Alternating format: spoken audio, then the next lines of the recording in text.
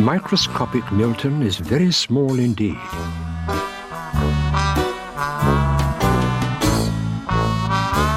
He lives in a clock on the mantelpiece in the parlour of a house that belongs to a lady named Mrs. Witherspoon.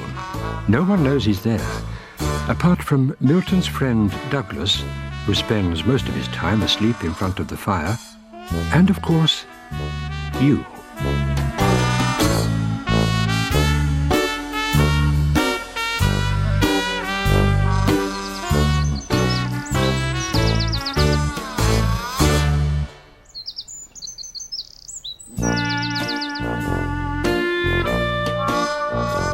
It was very early indeed when Milton was woken by the sound of the door slamming. Here goes Douglas out for his early morning walk, he thought, and went straight back to sleep. Douglas wasn't always in the mood for his early morning walk.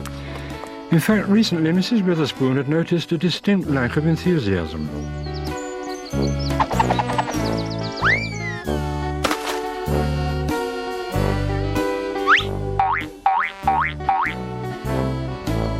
"You really are getting quite unfit," said Mrs. Witherspoon on the way home. "And I can't help noticing that you've put on a little weight." Douglas realized that she was right. But as far as he knew, getting fit involved exercise or dieting, and Douglas didn't like the idea of either. Later that morning, Milton went to visit Douglas. He climbed up to his ear for a chat, as usual. "Whew. That climb gets harder every day," panted Milton. "We really are out of shape. It's time we got ourselves fit again.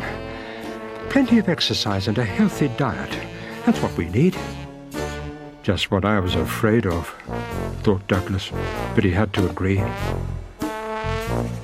Milton decided to draw up a fitness plan. Early the next morning, Douglas was taken for his walk as usual, and Milton decided to do the same. He took several deep breaths and set off on a long walk of his own, all the way from one end of the mantelpiece to the other. When Douglas arrived home, he went straight to his bowl in search of breakfast, but Milton was waiting. "Not so fast," said Milton. "No more of that fattening dog food for you. Here, eat this delicious lettuce leaf instead."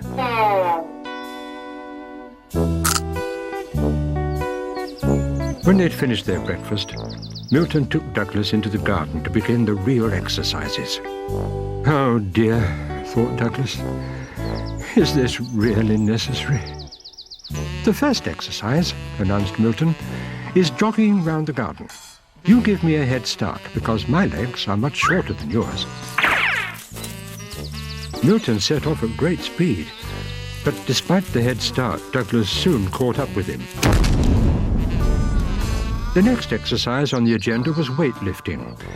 Douglas had to lift his heaviest bone into the air, whilst Milton had to lift a cocktail stick with a cherry on each end.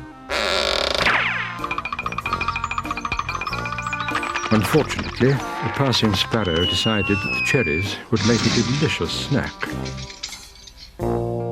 Throwing and catching a ball was the next exercise.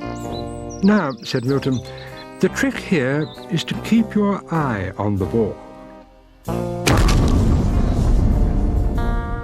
Milton and Douglas exercised till lunchtime. Douglas was waiting sadly for Milton to fetch his lettuce leaf, when Mrs. Witherspoon suddenly put an enormous slice of homemade steak and kidney pie in his bowl. "I know you shouldn't really be eating this," she said, "but you're such a good dog, and besides, I love you just the way you are." Too much exercise can be bad for you, thought Douglas. And strangely enough, Microscopic Milton thought the same.